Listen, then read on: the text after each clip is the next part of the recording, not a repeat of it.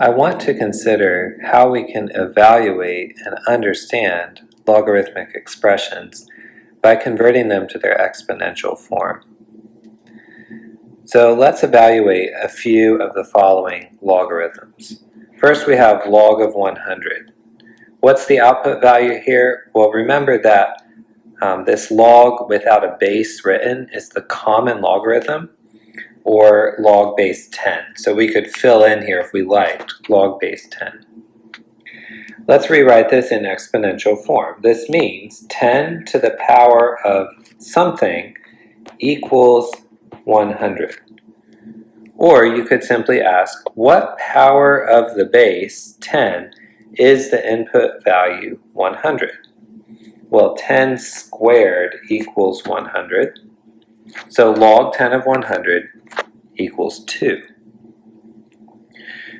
To find log 4 of 64, I can consider the exponential form 4 to the power of something equals 64. And I can cycle through some powers of 4 until I find that 4 cubed equals 64. Therefore, log 4 of 64 is equivalent to 3. What is log 2 of 1 over 32? Well, this exponential form is 2 to the power of something equals 1 over 32. The way that we get this output of a fraction is by having a negative exponent, and 32 is 2 to the 5th. So 2 to the negative 5 is 1 over 32. Therefore, log 2 of 1 over 32 is negative 5. Finally, log 16 of 4. Well, 16 to what power equals 4? How are 16 and 4 related? 4 is the square root of 16. The way we can express this in exponential form is using a 1/2 power. 16 to the power of 1/2 equals 4. Therefore, log 16 of 4 is equal to 1/2. In each case here, I'm writing it in exponential form, or I'm asking this question, what power of the base is the input value? That's the output to our function. I can also use this relationship between logarithmic and exponential form to solve some simple log equations. So I can find the missing value here, solve for x, by rewriting each equation in its exponential form. If I have log 4 of x equals negative 2, what does this mean in exponent form? 4 to the negative 2 equals x. And then I can simply evaluate, what is 4 to the negative 2?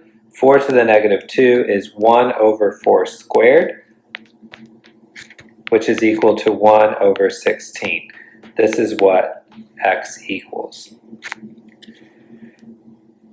If I want to solve the equation log 2 of x equals 5, I can rewrite it in exponential form. This means 2 to the power of 5 equals x. Once again, this is a direct computation. So 2 to the power of 5 is 32. That means x equals 32. Finally, to solve log x of 6 equals 1/2, this means that x to the power of 1/2 equals 6. How can I solve for x?